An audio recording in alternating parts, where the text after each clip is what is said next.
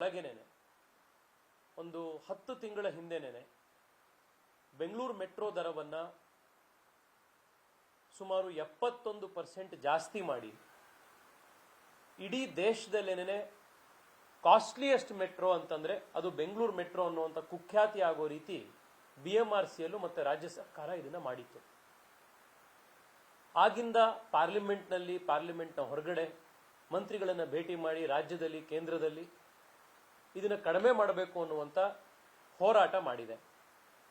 ಬೆಂಗಳೂರಿನ ಬಿಎಂಆರ್ಸಿಎಲ್ ಕಚೇರಿಗೂ ಹೋಗಿ ನೀವು ಮಾಡಿರುವಂತ ಫೇರ್ ಫಿಕ್ಸೇಷನ್ ಕಮಿಟಿಯ ಕ್ಯಾಲ್ಕುಲೇಷನ್ ಕೂಡ ತಪ್ಪಿದೆ, ಅದನ್ನ ಪರಿಗಣಿಸಬೇಕು ಅಂತ ಹೇಳಿ 2-3 ಗಂಟೆ ಅವ್ರ ಜೊತೆ ವಾದ ಮಾಡಿ ಸಾರ್ವಜನಿಕರು ಯಾರು ಮೆಟ್ರೋ ಆಕ್ಟಿವಿಸ್ಟ್ಗಳಿದ್ದಾರೆ ಅವ್ರನ್ನ ಕರ್ಕೊಂಡು ಹೋಗಿ ಅವ್ರ ಹತ್ರ ಮಾತುಕತೆ ಮಾಡಿಸಿ ಎಲ್ಲಾ ಪ್ರಯತ್ನ ಮಾಡಿದ್ರು ಕೂಡ ಏನೂ ಆಗಲಿಲ್ಲ. DCM ಅವರನ್ನ ಭೇಟಿ ಮಾಡಿದಾಗ್ಲೂ ಕೂಡ ಮೆಟ್ರೋ ದರ ಕಡಿಮೆ ಮಾಡಬೇಕು, ಮೆಟ್ರೋ ದರ ಇಷ್ಟು ಜಾಸ್ತಿ ಆಗಿರೋದ್ರಿಂದ ಬೆಂಗಳೂರಿನಲ್ಲಿ ಪ್ರಯಾಣಿಕರು ಮೆಟ್ರೋದಲ್ಲಿ ಓಡಾಡೋದೇ ಬಹಳ ಕಷ್ಟ ಆಗ್ತಾ ಇದೆ, ಇದೆಲ್ಲದನ್ನ ಅವರಿಗೆ ಗಮನಕ್ಕೆ ತಂದ್ರೂ ಕೂಡ ಏನೂ ಪ್ರಯೋಜನ ಆಗಿರಲಿಲ್ಲ. ತಿರ್ಗಾ ಇವತ್ತು ಮೆಟ್ರೋ ದರವನ್ನ 9ನೇ ತಾರೀಕಿಂದ ಜಾಸ್ತಿ ಮಾಡ್ತೀವಿ ಅನ್ನುವಂಥದ್ದು ಗಮನಕ್ಕೆ ಬಂದಾದ ಮೇಲೆ ಇವತ್ತು ಕೇಂದ್ರದಲ್ಲಿ ಅರ್ಬನ್ ಅಫೇರ್ಸ್ ಮಿನಿಸ್ಟರ್ ಆಗಿರುವಂತ ಮನೋಹರ್ ಲಾಲ್ ಖಟ್ಟರ್ ಅವರನ್ನ ನಾನು ಮಧ್ಯಾಹ್ನ ಭೇಟಿ ಮಾಡಿದೆ.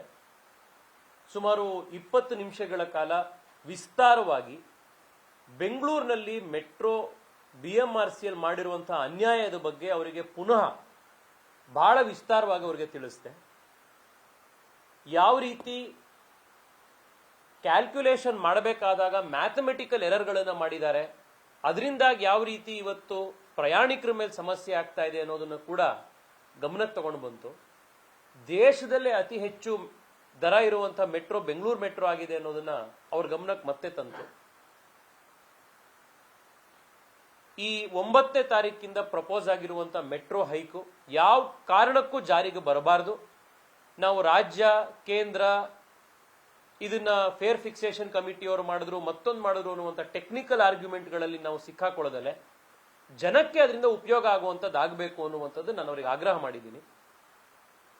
ಈ ಹಿಂದೆ ಮಾಡಿರುವಂಥ ಫೇರ್ ಫಿಕ್ಸೇಷನ್ ಕಮಿಟಿಲಿ ಆಗಿರುವಂಥ ಸಮಸ್ಯೆಗಳನ್ನ ಬಗೆಹರಿಸೋದಕ್ಕೆ ಆ ಹಳೆ ಕಮಿಟಿ ಎದುರುಗಡೆನೆ ನೀವು ಮರುಪ್ರಸ್ತಾಪ ಮಾಡಕ್ಕಾದ್ರೆ ಅದನ್ನೂ ಮಾಡಬೇಕು. ಅದಾಗಕ್ಕಾಗ್ಲಿಲ್ಲ, ಕಾನೂನಲ್ಲಿ ಅವಕಾಶ ಇಲ್ಲ ಅನ್ನೋದಾದ್ರೆ ನೀವು ಹೊಸ ಫೇರ್ ಫಿಕ್ಸೇಷನ್ ಕಮಿಟಿಯನ್ನಾದ್ರೂ ರಚನೆ ಮಾಡಿ ಬೆಂಗಳೂರು ಮೆಟ್ರೋ ಪ್ರಯಾಣಿಕರಿಗೆ ಒಂದು ಪರ್ಮನೆಂಟ್ ಸೊಲ್ಯೂಷನ್ ಸಿಗೋ ರೀತಿ ಮಾಡಬೇಕು ಅನ್ನೋಂಥ ಆಗ್ರಹ ಮಾಡಿದ್ದೀನಿ. ಅವರು ಸೆಕ್ರೆಟರಿಗೆ ಅಲ್ಲೇ ಮಾತನಾಡಿ ಇದಕ್ಕೆ ಏನ್ ಮಾಡಬೇಕು ಅನ್ನೋದ್ರ ಬಗ್ಗೆ ಇವತ್ತು ರಾತ್ರಿ ಅಥವಾ ನಾಳೆ ಒಳಗಡೆ ಒಂದು ರಿಪೋರ್ಟ್ನ ಕೊಡಬೇಕು ಅನ್ನೋದಂಥದ್ದನ್ನ ಡೈರೆಕ್ಷನ್ ಅಲ್ಲೇ ಕೂಡ ಮಾಡಿದ್ದಾರೆ. ನಾನು ಬೆಂಗಳೂರಿನ ನಾಗರಿಕರ ಪರವಾಗಿ ನಾನು ರಾಜ್ಯ ಸರ್ಕಾರಕ್ಕೂ ಒತ್ತಾಯ ಮಾಡ್ತಾ ಇದ್ದೀನಿ. ನಿಮ್ಮಲ್ಲಿ ಏನಂತ ವಿಶೇಷತೆ ನಿಮ್ಮ ಬೆಂಗಳೂರು ಮೆಟ್ರೋದು ಅಂತ ನನಗೆ ಅರ್ಥ ಆಗ್ತಾ ಇಲ್ಲ. ಮುಂಬೈಯಲ್ಲಿ, ಕಲ್ಕತ್ತಾದಲ್ಲಿ, ಚೆನ್ನೈಯಲ್ಲಿ ಎಲ್ಲೂ ದೇಶದಲ್ಲಿ ಇಲ್ದಲೇ ಇರುವಂತ ಸರ್ವಿಸ್ ನೀವು ಏನ್ ಕೊಡ್ತಾ ಇದ್ದೀರಾ ಇಷ್ಟೊಂದು ರೇಟ್ ಜಾಸ್ತಿ ಮಾಡೋದಕ್ಕೆ ಅನ್ನೋದು ನನಗೆ ಅರ್ಥ ಆಗ್ತಾ ಇಲ್ಲ.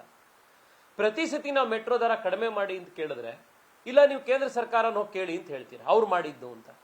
ಪ್ರತಿ ಸತಿ ಇದೇ ಸುಳ್ಳು ಹೇಳ್ತೀರಿ. ಒನ್ಸ್ ಅಂಡ್ ಫಾರ್ ಆಲ್ ನಾನು ಕ್ಲಾರಿಫೈ ಮಾಡಕ್ಕೆ ಇಷ್ಟಪಡ್ತೀನಿ. ಫೇರ್ ಫಿಕ್ಸೇಷನ್ ಕಮಿಟಿಯನ್ನ ರಚನೆ ಮಾಡಿ ಅಂತ ಕೇಳೋವಂಥದ್ದೇ, ಆ ಪ್ರಾಸೆಸ್ ಶುರು ಆಗುವಂಥದ್ದೇನೆ ರಾಜ್ಯ ಸರ್ಕಾರದ ತಾಕೀತು ಮೇಲೆ. ಒಂದಲ್ಲ ಎರಡಲ್ಲ ಸುಮಾರು 10 ಪತ್ರಗಳನ್ನು ರಾಜ್ಯ ಸರ್ಕಾರ ಕೇಂದ್ರ ಸರ್ಕಾರಕ್ಕೆ ಬರೆದಿದ್ದಾರೆ ಫೇರ್ ಫಿಕ್ಸೇಷನ್ ಕಮಿಟಿ ಮಾಡಿ. ಆ ಫೇರ್ ಫಿಕ್ಸೇಷನ್ ಕಮಿಟಿಯಲ್ಲಿ ಯಾರು ಮೆಂಬರ್ಸ್ ಇರ್ತಾರೆ ಅದರಲ್ಲಿ ಈಕ್ವಲ್ ಆಗಿರ್ತಾರೆ ಮೆಂಬರ್ಸು. ಬಟ್ ಒಂದು ಯಾರು ಚೇರ್ಮನ್ ಇರ್ತಾರೆ ಆ ಕಮಿಟಿದು, ಆ ಚೇರ್ಮನ್ ಇರುವಂತವರಿಗೆ ಕೇಂದ್ರ ಸರ್ಕಾರದ ಅಪಾಯಿಂಟ್ ಇರುವಂತವರಿಗೆ ಅವರಿಗೆ ವೋಟಿಂಗ್ ರೈಟ್ಸ್ ಇರೋದಿಲ್ಲ. ರಾಜ್ಯ ಸರ್ಕಾರದ ಪ್ರತಿನಿಧಿಗಳು ಮೇನ್ ಆಗಿ ಡಿಸೈಡ್ ಮಾಡಿರುವಂಥದ್ದು. ಈಗ ಜನರೆದುರುಗಡೆ ನೀವು ಜಾಸ್ತಿ ಮಾಡಿ ಇದನ್ನ ಕೇಂದ್ರ ಸರ್ಕಾರ ಮಾಡಿದೆ ಅಂತ ಸುಳ್ಳು ಹೇಳುವಂಥದ್ದನ್ನ ಇವತ್ತಾರು ನಿಲ್ಲಿಸಿ. ಈಗ ಹೇಗಾಗಿದೆ ಅಂತಂದ್ರೆ ಮೆಟ್ರೋ ಕನ್ಸ್ಟ್ರಕ್ಟ್ ಮಾಡೋದಕ್ಕೆ ರಾಜ್ಯ ಸರ್ಕಾರ ಸಾಲ ತಗೊಂಡು ಮೆಟ್ರೋ ಕನ್ಸ್ಟ್ರಕ್ಷನ್ ಮಾಡುತ್ತೆ, ಅದನ್ನ ನಾವು ಇಷ್ಟು ವರ್ಷ ನೋಡಿದೀವಿ. ಇವರು ದರ ಏರಿಕೆ ಮಾಡ್ತಾ ಇರೋದನ್ನ ನೋಡಿದ್ರೆ ಪ್ರಯಾಣಿಕರು ಅದ್ರಲ್ಲಿ ಮಾಡೋದಕ್ಕೂ ಕೂಡ ಸಾಲ ತಗೊಂಡು ಅದ್ರಲ್ಲಿ ಓಡಾಡೋದಂತ ಸ್ಥಿತಿ ಬರ್ತಿದೆ. ಈ ಮಟ್ಟದಲ್ಲಿ ಇವತ್ತು ಬೆಂಗಳೂರಿನ ಮೆಟ್ರೋ ಇವತ್ತು ಜನರಿಗೆ ಬರೆ ಆಗ್ತಾ ಇದೆ. ನ್ಯೂಸ್ ಫಸ್ಟ್ ನಿರ್ಭೀತಿಯಿಂದ ನಿಮ್ಮ ಪರವಾಗಿ.